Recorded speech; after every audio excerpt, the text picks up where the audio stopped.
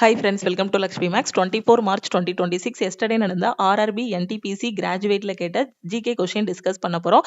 அடுத்த ஷிஃப்ட் போறவங்க உங்களுக்கு முந்தின ஷிஃப்ட் வரைக்கும் என்னென்ன கொஸ்டின்ஸ் கேட்டிருக்காங்களோ அந்த கொஸ்டின்ஸ் அதுக்கு ரிலேட்டடான டாபிக்ஸ் லாஸ்ட் 6 மந்த்ஸோட கரண்ட் அஃபேர் படிச்சுட்டு போங்க.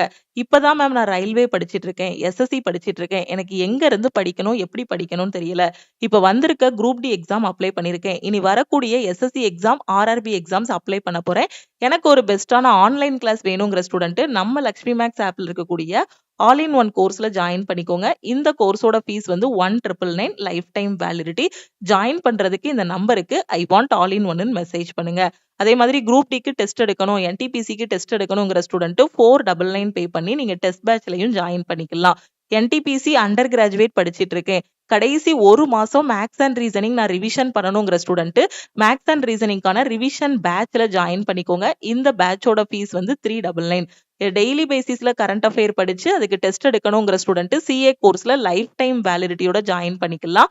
சிஏ கோர்ஸோட லைஃப் டைம் வேலிடிட்டி ஃபீஸ் வந்து 799. ஓகே, எந்த கோர்ஸ்ல ஜாயின் பண்ணாலும் இந்த நம்பருக்கே வாட்ஸ்அப்ல மெசேஜ் பண்ணுங்க. அதே மாதிரி என்டிபிசி அண்டர் கிராஜுவேட்டுக்கு கடைசி 6 மாசத்தோட கரண்ட் அஃபேர் வேணுங்கிற ஸ்டூடெண்ட் சிஏ கோர்ஸுக்கு 299 பே பண்ணி நீங்க ஜாயின் பண்ணிக்கலாம். ஃபர்ஸ்ட் கொஸ்டின் பாருங்க. Under which article of the Indian Constitution are the fundamental rights of the members of the armed forces restricted or exempted? இந்திய அரசியலமைப்பின் எந்த பிரிவின் கீழ் ஆயுதப்படை வீரர்களின் அடிப்படை உரிமைகள் கட்டுப்படுத்தப்படுகின்றன அல்லது விலக்களிக்கப்படுகின்றன? சோ எந்த ஆர்டிக்கிள் அப்படின்னு பாத்தீங்கன்னா ஆர்டிக்கிள் 33. ஓகேவா? இந்திய அரசியலமைப்பின் எந்த அட்டவணையின் கீழ் மாநிலங்கள் மற்றும் யூனியன் பிரதேசங்களுக்கான மாநிலங்களவை இடங்கள் ஒதுக்கீடு குறித்து குறிப்பிடப்பட்டுள்ளது? Under which schedule of the Indian Constitution is the allocation of seats in Rajya Sabha for states and union territories mentioned? ஓகேவா? சோ இந்த கொஸ்டின்ல என்ன சொல்லிருக்காங்க, இந்திய அரசியலமைப்போட எந்த அட்டவணையில வந்து யூனியன் பிரதேசங்களுக்கான ராஜ்யசபாவோட இட ஒதுக்கீடு பத்தி சொல்லியிருக்காங்கன்னு கேட்டிருக்காங்க. சோ எதுல அப்படின்னு பாத்தீங்கன்னா 4th ஷெட்யூல்ல 4வது அட்டவணையில. ஓகேவா? சோ 2வது ஷெட்யூல் என்ன சொல்லுது அப்படின்னு பாத்தீங்கன்னா deals with salaries and emoluments of high officials, president, governor, judge. Okay, 2வது ஷெட்யூல்ல பாத்தீங்க அப்படின்னா பிரசிடென்ட், கவர்னர், ஜட்ஜ் இவங்களோட salary பத்தி சொல்லியிருக்காங்க. 3rd ஷெட்யூல்ல பாத்தீங்க அப்படின்னா contains the forms of oath and affirmations for various constitutional post. ஓகேவா? சோ அந்த oath எடுப்பாங்க இல்லையா, சோ oath and affirmations உறுதிமொழி எடுப்பாங்க இல்லையா, இப்ப பிரசிடென்ட் ஆகும்போது உறுதிமொழி எடுப்பாங்க, சிஎம் ஆகும்போது உறுதிமொழி எடுப்பாங்க. சோ இந்த மாதிரி உறுதிமொழிகளுக்கான இது வந்து 3rd ஷெட்யூல்ல வந்து சொல்லியிருக்காங்க. ஓகே, அடுத்த question. In which part of the Indian Constitution are the provisions related to the official language mentioned? இந்திய அரசியலமைப்போட எந்த பகுதியில ஆட்சி மொழி தொடர்பான விதிகள் குறிப்பிடப்பட்டுள்ளன? சோ எந்த பகுதியில அப்படின்னு பாத்தீங்கன்னா பார்ட் 17ல, பகுதி 17ல வந்து சொல்லியிருக்காங்க. இந்திய அரசியலமைப்போட பார்ட் 17ல, அதாவது அதோட சட்டப்பிரிவு ஆர்டிகிள் 343ல இருந்து 351 வரைக்கும் பாத்தீங்கன்னா அபிஷியல் லாங்குவேஜ் பத்தி சொல்லியிருக்காங்க. ஆட்சி மொழி குறித்த விதிகளை கொண்டுள்ளது. இது மத்திய அரசின் மொழி, வட்டார மொழிகள் மற்றும் உச்சநீதிமன்றம் மற்றும் உயர்நீதிமன்றத்தின் மொழிகள் ஆகியவற்றை உள்ளடக்கியது. ஓகே, சோ பார்ட் 15ல பாத்தீங்க அப்படின்னா தேர்தல்கள் பத்தி வந்து சொல்லியிருக்காங்க. பார்ட் 16ல பாத்தீங்க அப்படின்னா special provisions relating to certain classes, சில வகுப்பினருக்கான சிறப்பு தகுதிகள் பத்தி சொல்லியிருக்காங்க. பார்ட் 18ல பாத்தீங்க அப்படின்னா அவசர கால நிலைகள், எமர்ஜென்சி ப்ரொவிஷன்ஸ் பத்தி பார்ட் 18ல வந்து கான்ஸ்டிடியூஷன்ல சொல்லியிருக்காங்க. ஓகே, அடுத்த question. In which dynasty does the 1000 pillar temple located in Warangal belong? Okay, வாராங்கலில் அமைந்துள்ள ஆயிரங்கால் மண்டப கோயில் எந்த வம்சத்தை சேர்ந்தது? ஓகே, ஆயிரங்கால் மண்டபம் எங்க இருக்கு அப்படின்னு பாத்தீங்கன்னா இந்த கோயில் வந்து வாராங்கல்ல இருக்கு. இது எந்த வம்சத்தை சேர்ந்தது அப்படின்னு பாத்தீங்கன்னா காக்கத்திய வம்சத்தை சேர்ந்தது. ஓகேவா? சோ ஆயிரங்கால் மண்டப கோயில் வந்து தெலுங்கானா மாநிலம் வாராங்கல்ல வந்து இருக்கு. உங்களுக்கு இது எங்க இருக்குங்கிற மாதிரியும் கொஸ்டின் கேட்கலாம். ஓகேவா? சோ எல்லாமே முக்கியமான பாயிண்ட் தான். எல்லாமே ஆல்ரெடி நம்ம ஆல் இன் ஒன் கோர்ஸ்ல நம்ம டிஸ்கஸ் பண்ணியிருக்கோம். சப்போஸ் அடுத்தடுத்த எக்ஸாம்ஸுக்கு நீங்க படிக்கிறீங்க அப்படின்னா இப்பவே ஆல் இன் ஒன் கோர்ஸ்ல ஜாயின் பண்ணிட்டு ப்ரிப்பரேஷனை ஸ்டார்ட் பண்ணுங்க. ஆயிரம் கால் மண்டப கோயில் வந்து தெலுங்கானா மாநிலம் வாராங்கல் அருகே வந்து உள்ளது. ஓகேவா? சோ இது வந்து எந்த வம்சத்தை சேர்ந்தது அப்படின்னு பாத்தீங்கன்னா காக்கத்திய வம்சம் தான் இந்த கோயிலை வந்து கட்டியிருக்காங்க. 1163ல காக்கத்திய வம்சத்தோட மன்னர் யாருன்னா ருத்ரதேவா. ஓகேவா? சோ இவங்களால தான் கட்டியிருக்காங்க. ஓகே. சோ இந்த கோயில் பாத்தீங்கன்னா சிவன், விஷ்ணு, சூரியன் ஆகிய தெய்வங்களுக்கு அர்ப்பணிக்கப்பட்டது. ஓகே. சோ இந்த வாராங்கல்ல இருக்கக்கூடிய இந்த கோயில் பாத்தீங்கன்னா காக்கத்தியர்கள் வந்து கட்டியிருக்காங்க. இது வந்து பாத்தீங்க அப்படின்னா சிவன், விஷ்ணு, சூரியன் ஆகிய தெய்வங்களுக்காக கட்டப்பட்ட கோயில். Which deity is primarily worshipped in the Dolu Gunita dance or festival of Karnataka? கர்நாடகாவின் டோலு குனிதா நடனம் அல்லது திருவிழா முதன்மையாக வணங்கப்படும் தெய்வம் இது. டோலு குனிதா பாத்தீங்கன்னா கர்நாடகால இருக்கக்கூடிய ஒரு டான்ஸ். ஓகேவா?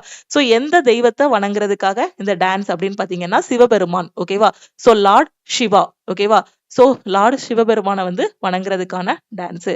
According to the IMF's January 2026 update, what is the estimated global economic growth rate for 2027? Okay. IMF படி சர்வதேச நாணய நிதியம் இன்டர்நேஷனல் மானிட்டரி ஃபண்ட் இங்கிலீஷ்ல சொல்லுவோம். ஜனவரி 2026 நிலைமைப்படி ஓகே புதுப்பிப்பின் படி 2027 ஆண்டிற்கான மதிப்பிடப்பட்ட உலகளவிய பொருளாதார வளர்ச்சி விகிதம் என்னன்னு கேட்டிருக்காங்க. சோ IMF படி பாத்தீங்கன்னா பொருளாதார வளர்ச்சி வந்து 3.2%. சோராஜ் இஸ் மை பெர்த் ரைட். இந்த கொஸ்டின் பாத்தீங்க அப்படின்னா இப்ப நடந்துட்டு இருக்கக்கூடிய ஷிப்ட்ல கிட்டத்தட்ட ஒரு 3வது டைம் வந்து கேக்குறாங்க. ஓகே. ப்ரீவியஸ் ஷிப்டோட கொஸ்டின் பார்க்கும்போது அதுல என்ன கொஸ்டின் கேட்டிருக்காங்களோ அதே கொஸ்டின் 2ல இருந்து 3 கொஸ்டின் ரிப்பீட் ஆகும். ரிலேட்டடான டாபிக்ஸ் படிக்கும்போது ஒரு 10 கொஸ்டின் வரைக்கும் உங்களால அட்டன் பண்ண முடியும். சுயராஜ்யம்ங்கிறது என்னோட பிறப்புரிமை, அதை நான் அடைந்தே தீருவேன் கூடிய ஒரு முழக்கத்தை விட்டவர் யார்? ஓகே. இது யாருடைய புகழ்பெற்ற கூற்று? Okay. Swaraj is my birth right and shall have it and I shall have it.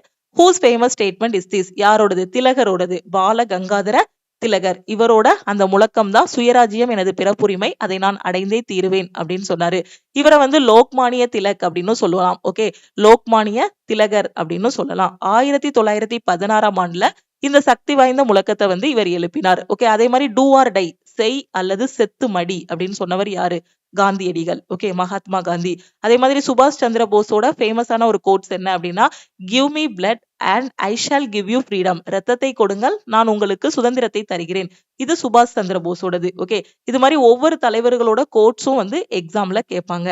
What was the major immediate religious cause of revolt of 1857? Okay. So இதே கொஸ்டின் பாருங்க முந்தின நாள்ல உள்ளதா ரிப்பீட் ஆயிருக்கு. 1857 ஆண்டு புரட்சியோட உடனடி காரணம் என்ன அப்படின்னு பாத்தீங்கன்னா என்ன காரணம்? கொழுப்பு தடவிய அந்த தோட்டாக்களை பயன்படுத்துதல். ஏன்னா பசுவோட கொழுப்பு, பன்றியோட கொழுப்பை வச்சு அந்த துப்பாக்கியில வந்து அந்த தோட்டாக்கள், அந்த என்ஃபீல்டு துப்பாக்கியில தோட்டாக்கள் வந்து பயன்படுத்தினதுனால அது வந்து என்னாச்சு? அது மத காரணமாவும் இருந்துச்சு. ஏன்னா அதுல இருந்தவங்க எல்லாமே பாத்தீங்கன்னா அந்த மாமிசம் எதுவுமே இது பண்ணாதவங்க, பசுவை வந்து தெய்வமா அவங்க வணங்குனவங்க. ஓகேவா? சோ அதனால அதோட கொழுப்புல இருந்து அந்த தோட்டா தயாரிச்சதுனால அது வந்து புரட்சி வந்து என்ன ஆரம்பிச்சது? வெடிக்க ஆரம்பிச்சது. Okay. Consider the following statement and select the correct option. Okay. Minhaj as-Siraj argued that the rule of women was against the social order created by God. Igdok system, the Igdok theory was introduced by Iltutmish, a ruler of Mamluk dynasty. Okay, இல்லனா slave dynasty. அடிமை வம்சம். ஓகேவா? அடிமை வம்சத்தை தோற்றுவித்தவர் யாரு? Iltutmish. Sorry, தோற்றுவித்தவர் கிடையாது. அடிமை வம்சத்தோட ஆட்சியாளர். ஓகேவா? அடிமை வம்சத்தை யார் தோற்றுவித்தாங்க? சோ ஐபக். அடிமை வம்சம் ஐபக். குதுப்தீன் ஐபக் தானே தோற்றுவித்தாரு. ஓகேவா? சோ அதோட ஆட்சியாளர் யாரு அப்படின்னு பாத்தீங்கன்னா இல்துமிஷ். ஓகேவா? சோ அவர் தான் என்னது இந்த இக்தாக் தாரி வரி சிஸ்டத்தை வந்து கொண்டு வந்திருக்காரு. ஓகேவா? சோ இதுல வந்து 2 ஸ்டேட்மெண்ட்டுமே என்னது கரெக்ட் தான். ஓகே. பெண்களின் ஆட்சி என்பது கடவுளால் உருவாக்கப்பட்ட சமூக ஒழுங்கிற்கு எதிரானது என்று மின்ஹாஜ் உஸ் திராஸ் வாதிட்டார். ஓகே. இது வந்து ஃபர்ஸ்ட் ஸ்டேட்மெண்ட். இந்த 2 ஸ்டேட்மெண்ட்ல எது கரெக்ட்ங்கிறத நீங்க சொல்லணும். இக்தாதாரி முறை அது வந்து டெல்லி சுல்தானகத்தோட அடிமை வம்சத்தின் ஆட்சியாளரான இல்துமிஷால் அறிமுகப்படுத்தப்பட்டது. ஸ்லேவ் டைனஸ்டியோட ஆட்சியாளர் இல்துமிஷ் தான் இக்தாதாரி முறையை வந்து கொண்டு வந்தாரு. சோ 2 ஸ்டேட்மெண்ட்டுமே உங்களுக்கு கரெக்ட் தான். Origin of Chau dance is primarily associated with which state? Chau dance எந்த ஸ்டேட்டோட தொடர்புடையது? சாவ் நடனத்தின் தோற்றம் முதன்மையாக எந்த மாநிலத்துடன் தொடர்புடையது? எது அப்படின்னு பாத்தீங்கன்னா Jharkhand. Okay. What is the primary purpose of Ultra Mega Power Project in India? இந்தியாவின் அல்ட்ரா மெகா பவர் ப்ராஜெக்டோட முக்கியமான நோக்கம் என்ன அப்படின்னு பாத்தீங்கன்னா investment in advanced and large coal based plans. மேம்பட்ட மற்றும் பெரிய நிலக்கரி சார்ந்த ஆலைகளில் முதலீடு. இதுதான் அதோட முக்கியமான நோக்கம். In Russia, the Trans Siberian Railway connects Siberia to which city in east? ரஷ்யாவில் உள்ள டிரான்ஸ் சைபீரியா வந்து சைபீரியாவை கிழக்கே எந்த நகரத்துடன் இணைக்கிறது? ஓகே, டிரான்ஸ் சைபீரியன் ரயில்வே வந்து சைபீரியாவையும் எதையும் வந்து இணைக்குதுன்னு கேட்டிருக்காங்க. ஸோ எது அப்படின்னு பார்த்தீங்கன்னா விளாடி ஓஸ்டாக். ஓகேவா, விளாடி ஓஸ்டாக். Which country is ranked third after the US and China in the Asia Power Index 2025? Asia power index 2025ஓட பட்டியல்ல அமெரிக்கா ஃபர்ஸ்ட்ல இருக்கு, அதுக்கடுத்து சீனா இருக்கு, அதுக்கு அடுத்தபடியாக 3வது இடத்துல இருக்கக்கூடிய நாடு எதுன்னு கேட்டிருக்காங்க. யாரு அப்படின்னு பாத்தீங்கன்னா நம்ம இந்தியா. ஓகேவா, ஏசியா பவர் இண்டெக்ஸ்ல நம்ம எத்தனாவது இடத்துல இருக்கோம் அப்படின்னு பாத்தீங்கன்னா 3வது இடத்துல இருக்கோம். இதுக்கு முன்னாடி ஜப்பான் தான் 3வது இடத்துல இருந்தது. இப்போ ஜப்பானை பின்னுக்கு தள்ளி நம்ம இந்தியா வந்து 3வது இடத்துக்கு வந்துருச்சு. ஓகேவா, சோ ஆஸ்திரேலியாவை சேர்ந்த இந்த லோவி இன்ஸ்டிடியூட் தான் பாத்தீங்கன்னா இந்த ஏசியா பவர் இண்டெக்ஸை வந்து என்ன பண்றாங்க, ரிலீஸ் பண்றாங்க. இதுல யாரு ஃபர்ஸ்ட்ல இருக்காங்கன்னா யுஎஸ், அதுக்கப்புறம் சைனா, அதுக்கப்புறம் நம்ம இந்தியா. ஓகேவா. What is India's rank in the global gender gap index 2025? உலகளாவிய பாலின இடைவெளி குறியீடு 2025ல இந்தியாவோட தரவரிசை என்ன? இந்தியா எத்தனாவது இடத்துல இருக்குன்னா 131வது இடத்துல இருக்கு. ஸோ இந்த கரண்ட் அஃபேர் கொஸ்டின்ஸ் எல்லாமே நம்ம சிஏ கோர்ஸ்ல டிஸ்கஸ் பண்ண கொஸ்டின்ஸ் தான். நீங்க ஸ்டார்டிங்ல இருந்தே கரண்ட் அஃபேர் எல்லாம் படிங்க. அடுத்து போற எக்ஸாமுக்கு பாத்தீங்கன்னா ஃபர்ஸ்டே கரண்ட் அஃபேர் படிச்சிருங்க. எக்ஸாமுக்கு முன்னாடி பல்கா சேர்த்து வச்சு படிக்காதீங்க. According to the global gender gap report 2025 யார் இதை ரிலீஸ் பண்றாங்கன்னா வேர்ல்டு எக்கனாமிக் ஃபோரம் வந்து ரிலீஸ் பண்றாங்க. அதுல நம்ம இந்தியாவோட ரேங்க் என்ன அப்படின்னா 131வது ரேங்க்ல இருக்கு. ஓகே, உலக பொருளாதார மன்றம் தான் என்ன பண்றாங்க, இந்த பாலின இடைவெளி அறிக்கையை வந்து என்ன பண்றாங்க, வெளியிடுறாங்க. Which of the following rivers does not flow from west to east? பின்வரும் ஆறுகளில் மேற்கில் இருந்து கிழக்கு நோக்கி எது பாய்வதில்லைன்னு கேட்டிருக்காங்க. சோ எந்த ஆறு அப்படின்னு பாத்தீங்கன்னா Narmada. According to the recently released State of Global Air 2025 report, what is the leading cause of deaths due to air pollution in the world? சமீபத்தில் வெளியிடப்பட்ட State of Global Air 2025 அறிக்கையின்படி உலகில் காற்று மாசுபாட்டினால் ஏற்படும் மரணங்களுக்கு முக்கிய காரணமாக இருப்பது எது? ஓகே, சோ ஓசோன் எக்ஸ்போஷரா, இல்ல நைட்ரஜன் டை ஆக்சைடா, இல்ல பர்டிகுலேட் மேட்டரா? ஓகே, பர்டிகுலேட் மேட்டர் PM2.5 இந்த நுண் துகள்கள் தான் அந்த மரணத்துக்கு காரணம். Okay, in the process of photosynthesis ஒளிச்சேர்க்கையில the formation of organic matter glucose from inorganic substance is completed through which cycle? ஒளிச்சேர்க்கை செயல்பாட்டில் கனிம பொருட்களிலிருந்து கரிம பொருட்கள் அதாவது குளுக்கோஸ் உருவாவது எந்த சுழற்சியின் மூலம் நிறைவடைகிறதுன்னு கேட்டிருக்காங்க. சோ எந்த சுழற்சியின் மூலம் நிறைவடையுது அப்படின்னா கால்வின் சுழற்சி. What is the primary objective of the Indian government's SDG meeting? Okay, SDG meeting, SDG கூட்டத்தோட முதன்மையான நோக்கம் என்னன்னு கேட்டிருக்காங்க. இதோட நோக்கம் என்ன அப்படின்னு பாத்தீங்கன்னா assessing progress towards achieving all 17 goals. எல்லா 17 இலக்குகளையும் அடைவதுதான் இதோட முக்கியமான நோக்கம். Which constitutional amendment act was enacted for the exchange of territories between India and Bangladesh? India மற்றும் வங்கதேசத்திற்கு இடையிலான நிலப்பரப்பு பரிமாற்றத்திற்கு எந்த அரசியலமைப்பு சட்டம் திருத்த சட்டம் இயற்றப்பட்டதுன்னு கேட்டிருக்காங்க. சோ எது அப்படின்னு பாத்தீங்கன்னா 100வது திருத்த சட்டம். ஓகே, 99வது திருத்த சட்டம். 101வது திருத்த சட்டம் வந்து எல்லாருக்குமே தெரியும், அப்படிதானே? சோ இது என்னது, ஜிஎஸ்டி தொடர்பான சட்டம். ஓகேவா, 100வது திருத்த சட்டம் தான் என்னது, சோ இந்தியாவுக்கும் பங்களாதேஷ்க்கும் இடையில அந்த நிலப்பரப்பு பரிமாற்றத்துக்கான இது வந்து சொல்லியிருக்காங்க. 99வது திருத்தம் பாத்தீங்கன்னா தேசிய நீதித்துறை நியமனங்கள் ஆணையம் தொடர்பானது. By which act was the administration of Bengal regulated for the first time during British rule? British ஆட்சியின் போது வங்காளத்தின் நிர்வாகம் முதல் முறையாக எந்த சட்டத்தின் மூலம் ஒழுங்குபடுத்தப்பட்டது?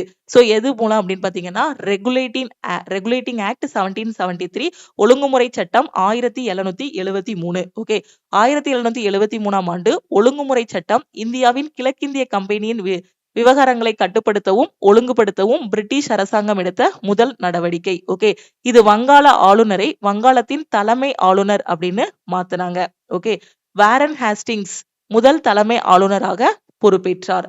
இந்த சட்டத்தின் கீழ் 1774 கல்கத்தாவுல ஒரு உச்சநீதிமன்றம் வந்து நிறுவப்பட்டது. ஓகே, அடுத்த கொஸ்டின்.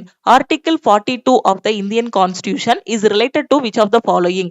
அரசியலமைப்போட 42வது சட்டப்பிரிவு எதனுடன் தொடர்புடையது அப்படின்னு கேட்டிருக்காங்க.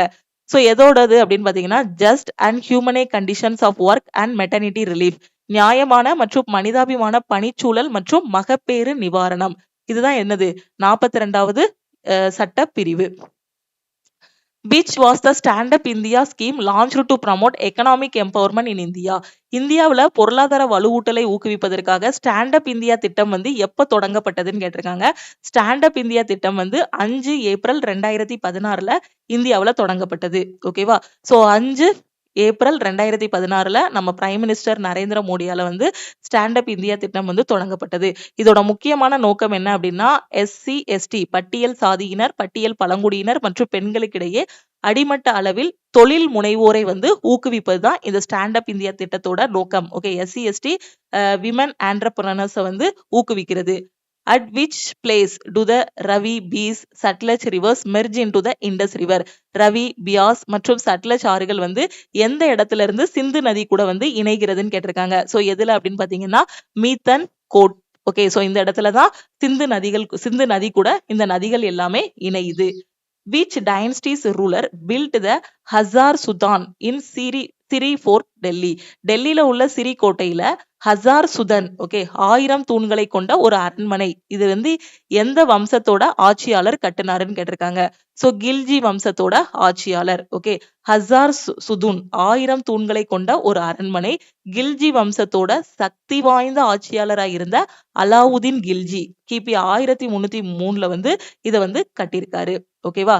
இது மங்கோலிய படையெடுப்புகள்ல இருந்து தன்னோட தலைநகரை பாதுகாக்கிறதுக்காக கட்டப்பட்டிருக்கிறது. ஓகேவா? இந்த context of computer networking, what is the full form of LAN? ரொம்ப ஈஸியான கொஸ்டின் தான். ஸோ கணினி நெட்வொர்க்ல பாத்தீங்கன்னா லேன்னா என்ன? லோக்கல் ஏரியா நெட்வொர்க்னு சொல்லுவோம். லேனோட எக்ஸ்பான்ஷன் கேட்டிருக்காங்க. Local area network. Under the leadership of Mahatma Gandhi, who organized the Salt Satyagraha at Madras? Mahatma காந்தியோட தலைமையில சென்னையில உப்பு சத்தியாகிரகத்தை ஒருங்கிணைத்தவர் யாரு அப்படின்னு பாத்தீங்கன்னா ராஜாஜி ராஜகோபாலாச்சாரி. ஓகேவா? சோ மெட்ராஸ்ல வேதாரண்யம் உப்பு சத்தியாகிரகத்தை வழிநடத்தினார். ஏப்ரல் 1930ல மகாத்மா காந்தி தண்டி யாத்திரையால் ஈர்க்கப்பட்டு மகாத்மா காந்தியோட அந்த தண்டி யாத்திரையால ஈர்க்கப்பட்டு சோ தமிழ்நாட்டுல வேதாரண்யத்துல உப்பு காய்ச்சினவர் யாரு? ராஜாஜி. ஓகேவா? சோ உப்பு சட்டத்தை மீறுவதற்காக திருச்சியிலிருந்து வேதாரண்யத்திற்கு ஒரு நடைபயணத்தை அவர் ஒருங்கிணைத்தார். ஓகே, அதே மாதிரி சரோஜினி நாயுடு பாத்தீங்கன்னா led the protest at Dharasana salt works in Gujarat. Kelappan பாத்தீங்கன்னா led the salt satyagraha in Kerala. Okay, ஒவ்வொரு பகுதிகளிலுமே இது பண்ணவங்க. கேரளாவுல இது பண்ணவர் வந்து கேலப்பன். ஓகேவா? Canopy or forest canopy is primarily a characteristic feature of which type of forest? Canopy அல்லது canopy அல்லது வன மேற்கூரை என்பது எந்த வகையான காடுகளின் சிறப்பியல்புன்னு கேட்டிருக்காங்க. எது அப்படின்னு பாத்தீங்கன்னா வெப்பமண்டல காடுகள், டிராபிக்கல் ரெயின் ஃபாரஸ்ட். ஓகேவா? சோ இதுதான் ஷிஃப்ட் 1 and 2ல கேட்ட கொஸ்டின்ஸ். இன்னும் கொஸ்டின்ஸ் இருக்கு. இது எல்லாத்தையும் அடுத்த கிளாஸ்ல நம்ம வந்து டிஸ்கஸ் பண்ணலாம். சோ மொத்தம் 3 ஷிஃப்ட் இல்லையா? சோ இப்போ நம்ம ஷிஃப்ட் 1ல இருக்கக்கூடிய கொஸ்டின்ஸ் பிளஸ் ஷிஃப்ட் 2ல இருக்கக்கூடிய ஒரு 5 கொஸ்டின்ஸ் கிட்ட டிஸ்கஸ் பண்ணிருக்கோம். சோ இந்த கிளாஸஸ் எல்லாமே ரொம்பவே யூஸ்ஃபுல்லா இருக்கும். மறக்காம உங்க ஃப்ரெண்ட்ஸுக்கும் இந்த லிங்கை ஷேர் பண்ணுங்க. இதோட PDF எல்லாமே நம்ம லக்ஷ்மி மேக்ஸ் ஆப்ல நீங்க வந்து ஃப்ரீயாவே டவுன்லோட் பண்ணிக்கலாம். ஓகேவா? எனக்கு NTPCக்கு கரண்ட் அஃபேர் வேணும் அப்படிங்கிற ஸ்டூடெண்ட், கிராஜுவேட்டுக்கும் வேணும், அண்டர் கிராஜுவேட்டுக்கும் வேணும், அடுத்து குரூப் டிக்கும் வேணுங்கிற ஸ்டூடெண்ட் நீங்க வந்து 299 பே பண்ணி ஜாயின் பண்ணிக்கலாம். ஓகே, இதுல கடைசி 2 வருஷத்தோட கரண்ட் அஃபேர் வந்து கொடுத்திருப்போம். இப்ப NTPCக்கு நீங்க லாஸ்ட் 1 இயர் இல்லனா ஒரு 6 மந்த்ஸோட கரண்ட் அஃபேராது இதுல இருந்து டவுன்லோட் பண்ணி படிச்சுக்கோங்க. இந்த PDFல இருக்க கரண்ட் அஃபேர் மட்டும் படிச்சாலே உங்களால கரண்ட் அஃபேர்ல ஃபுல் மார்க் வாங்க முடியும். அதே மாதிரி இப்பதான் நான் ரயில்வே படிச்சிட்டு இருக்கேன், SSC படிச்சிட்டு இருக்கேன், எனக்கு ஒரு பெஸ்ட்டான ஆன்லைன் கிளாஸ் வேணுங்கிற ஸ்டூடெண்ட் நம்ம லக்ஷ்மி மேக்ஸ் ஆப்ல இருக்க ஆல் இன் ஒன் கோர்ஸ்ல ஜாயின் பண்ணிக்கோங்க. குரூப் டிக்கு அப்ளை பண்ணிருக்கீங்கன்னா டைம் வேஸ்ட் பண்ணாம இமீடியட்டா இந்த பேட்ச்ல ஜாயின் பண்ணிட்டு உங்களோட ப்ரிப்பரேஷனை ஸ்டார்ட் பண்ணுங்க. ஏன்னா 90 டேஸ்ல குரூப் டி எக்ஸாமை ஃபர்ஸ்ட் அட்டெம்ப்ட்ல கிளியர் பண்றதுக்கு ஆல் இன் ஒன் கோர்ஸ்ல எஸ்டர்டே தான் 90 டேஸுக்கான பேட்ச் வந்து ஸ்டார்ட் பண்ணிருக்கோம். இதுதான் நம்ம ஸ்டார்ட் பண்ணக்கூடிய ஃபைனல் பேட்ச். இது வரைக்கும் 120 டேஸ்க்கான பிளான் வந்து கொடுத்திருந்தோம். இப்போ 90 டேஸ்ல ஸ்மார்ட்டா குரூப் டி எக்ஸாம் கிளியர் பண்றதுக்கு இந்த பேட்ச்ல எல்லாமே A to Z சொல்லியிருக்கோம். கிளாஸஸ் ப்ரொவைட் பண்ணிடுவோம், மெட்டீரியல்ஸ் வந்து PDF ஃபார்மேட்ல கொடுத்துருவோம், வீக்லி பிளான் வந்து இருக்கும். ஒவ்வொரு வாரமும் சாட்டர்டே உங்களுக்கு வீக்லி டெஸ்ட்டும் இருக்கும். ஒரே ஒரு டைம் தான் ஃபீஸ் பே பண்ண போறீங்க, 1999. Maths, reasoning, science, general awareness எல்லா சப்ஜெக்ட்டும் கவர் பண்ணி கொடுத்துருவோம். ஓகேவா? சோ நீங்க பே பண்ணிட்டீங்க அப்படின்னா உங்களுக்கு லைஃப் டைம் அக்சஸ் இருக்கும். அதே மாதிரி நான் டெஸ்ட் மட்டும் தான் எடுக்கணுங்கிற ஸ்டூடெண்ட் 499 ரூபா பே பண்ணி NTPC குரூப் டியோட டெஸ்ட் பேட்ச்ல ஜாயின் பண்ணிக்கோங்க. என்டிபிசிக்கு கடைசி 6 மாசத்தோட கரண்ட் அஃபேர் வேணும், 1 வருஷத்தோட கரண்ட் அஃபேர் வேணுங்கிற ஸ்டூடெண்ட் 299 பே பண்ணி ஜாயின் பண்ணிக்கலாம். லைஃப் டைம் வேலிடிட்டியோட கரண்ட் அஃபேர் வேணுங்கிற ஸ்டூடெண்ட் 799 பே பண்ணி ஜாயின் பண்ணிக்கோங்க. எந்த கோர்ஸ்ல ஜாயின் பண்ணாலும் இந்த நம்பரை லக்ஷ்மி மேக்ஸ்ன்னு சேவ் பண்ணிட்டு இந்த நம்பருக்கு ஆல் இன் ஒன்னுனா I want all in one, current அஃபேர்னா ஐ வாண்ட் சிஎன் மெசேஜ் பண்ணுங்க, டெஸ்ட்னா ஐ வாண்ட் டெஸ்ட்னு மெசேஜ் பண்ணுங்க. லக்ஷ்மி மேக்ஸோட டெலிகிராம் சேனல் அண்ட் குரூப்லையும் ஜாயின் பண்ணிக்கோங்க. இன்ஸ்டாகிராம்லயும் லக்ஷ்மி மேக்ஸை ஃபாலோ பண்ணிக்கோங்க. தேங்க்யூ.